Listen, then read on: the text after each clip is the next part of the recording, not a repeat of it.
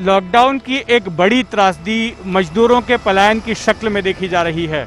बड़े पैमाने पर मजदूर जो है मुंबई और महाराष्ट्र के जो दूसरे बड़े शहर हैं वहां से अपने अपने गृह राज्यों के लिए निकले हैं, जैसे कि उत्तर प्रदेश, बिहार या फिर पश्चिम बंगाल की तरफ।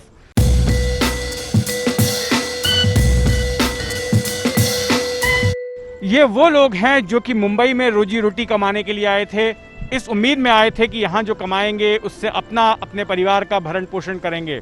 और ये भी कहा जाता है कि मुंबई जो है कभी किसी को भूखे नहीं सोने देती। ये बात सच है कि जब लॉकडाउन हुआ तो बड़े पैमाने पर जो है सरकार के अलावा सामाजिक संस्थाएं भी जो है मजदूरों की मदद के लिए बाहर आई, मजदूरों की मदद के लिए सामने आई। लेकिन अब लोग जो है कब तक खैरात पर जो है डिपेंड रहेंगे। इन लोगों के सामने एक तरह की नाउम्मीदी आ गई थी, क्योंकि रोजगार था नहीं, कई लोग किराए के घर में रह रहे थे और ऐसे में इन्हें लगा कि ज़्यादा दिनों तक जो है ये सरकारी मदद या खैरात से जी नहीं पाएंगे और शायद कभी ना कभी वो भी मिलना बंद हो जाएगा। और इस डर से, इस आशंका की वजह से ऐसे तमाम लोग जो है नाउम्मीद होकर अब अपने अपने गृह राज्यों की ओर निकले हैं। मैं इस वक्त जहां पर मौजूद हूं, ये जगह मुंबई आगरा हाईवे है, उत्तर भारत को कनेक्ट करने वाली एक बड़ी सड़क। और सबसे ज़्यादा पलायन जो है हमें इसी सड़क पर देखने मिल रहा है। मजदूरों की भीड़ जो है हमें इसी सड़क पर देखने मिल रही है। मैं आपको बता दूं कि अब से हफ्ते भर पहले तक हो ये रहा था कि यहाँ से बड़े पैमाने पर लोग पैदल चल के निकल रहे थे। मैं अब से हफ्ते 10 दिन पहले जो है नासिक की ओर गया था और मैंने देखा कि सैकड़ों की तादाद में लोग जो है मजदूर, उनके घर की महिलाएं, छोटे छोटे बच्चे, वो पैदल चले जा रहे थे। अब मजदूरों का पैदल चलना जो है इस सड़क पर नहीं दिख रहा है और मुंबई के आसपास के जो तमाम हाईवे हैं वहां पर भी अब मजदूर पैदल चलते हुए नहीं दिखाई दे रहे हैं। लेकिन उसके बदले में हमें सड़क पर लंबी ट्रकों की कतारें दिखाई पड़ रही हैं, ट्रक्स और टेम्पो की कतारें दिखाई पड़ रही हैं। ये जो सब आप देख रहे हैं, ये तमाम ट्रक्स जो है इस वक्त यहाँ खड़े हैं। ये जगह है कल्याण भिवंडी फाटा का और ये ट्रकें जो है जा रही हैं उत्तर भारत के तमाम शहरों की ओर। कोई ट्रक इलाहाबाद जा रही है, कोई ट्रक बनारस जा रही है, कोई आजमगढ़ जा रही है, कोई लखनऊ की तरफ जा रही है, कुछ बिहार की तरफ के भी ट्रक हैं और कुछ कलकत्ता की तरफ जाने वाले भी ट्रक हैं।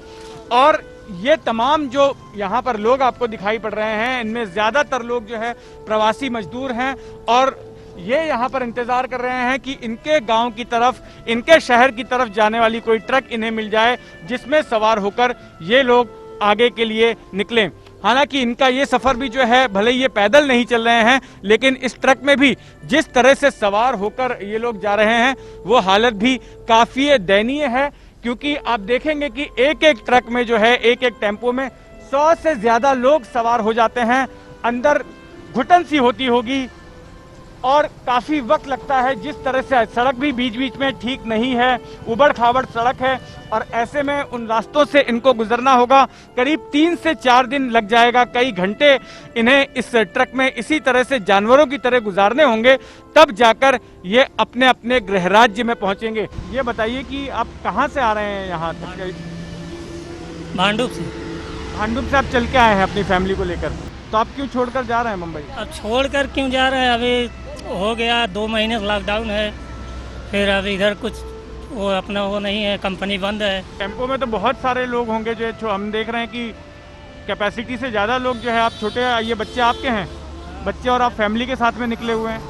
अब होगी तो क्या करेंगे, चलना ही पड़ेगा। जो था पैसा वो खर्चा चला हुआ, हम भाड़े पे रहते थे, अब खाने के लिए पैसा नहीं, इसलिए अब जाना पड़ रहा है। तो आप जब वहाँ जाएंगे तो कुछ वहाँ पर आपके रोजगार का इंतजाम है? कुछ सोचा है कि वहाँ जाके क्या करेंगे?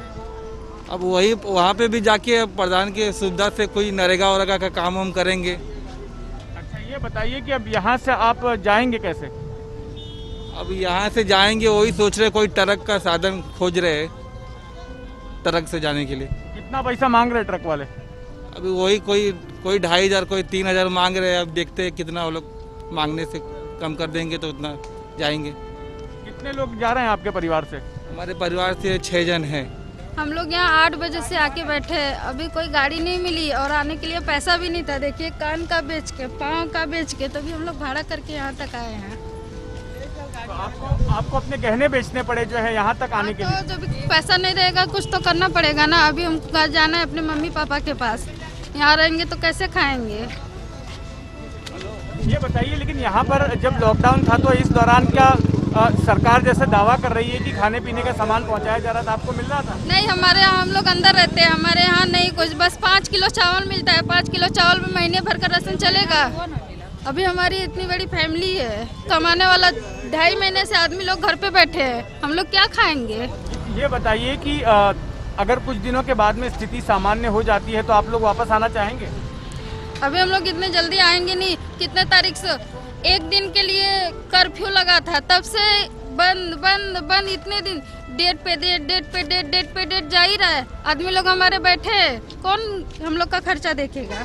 तो अब ये बताइए कि यहाँ से आप जाएंगे कैसे पटना जो है? अब जाएंगे कि अब जो साधन मिलेगा तो उससे जाएंगे। किसी से बात हो रखी है? जी हाँ, गाड़ी आ रही है, वो लोग पैसा मांग रहे, उतना हम लोग बोले भाई बहुत गरीब आदमी हैं, उतना हम लोग पैसा नहीं है, तो सामने बोला कि ठीक है आपको हिदायत करेंगे हम लोग। कैसे दिन गुजर रहे थे आपके? ये इसलिए कि जो आजू बाजू वाले थे वो थोड़ा हेल्प करते थे खाने पीने का, आजू बाजू वाले, बाकी सरकार की तरफ से कुछ भी नहीं था। ये इतने मजबूर हैं कि ये हिम्मत ये कर रहे हैं क्योंकि इनके सामने एक नाउमीदी है, एक डर है, एक आशंका है भूखमरी की। और ऐसे में इन्हें लगता है कि मुंबई में भूखे मरने से अच्छा है कि ये लोग अपने अपने गृह राज्य वापस लौट जाएं और वहां पर ही किसी ना किसी तरह से रोटी रोजगार का माध्यम ढूंढें। मैं आपको बता दूं कि जैसे कई सारे लोग जो है यहाँ पर ट्रकों से निकल रहे हैं आगे के लिए, कुछ लोग हैं जो ऑटो रिक्शा में निकले हैं अपने परिवार के साथ में। इसके पहले बड़ी तादाद में लोग जो है, लाखों की तादाद में लोग पैदल निकल चुके हैं मुंबई से बाहर की ओर अपने अपने परिवारों के साथ। जो ये पलायन हो रहा है, मुझे लगता है कि साल 2008 के बाद में इतना बड़ा उत्तर भारतीयों का पलायन मैंने पहली बार देखा।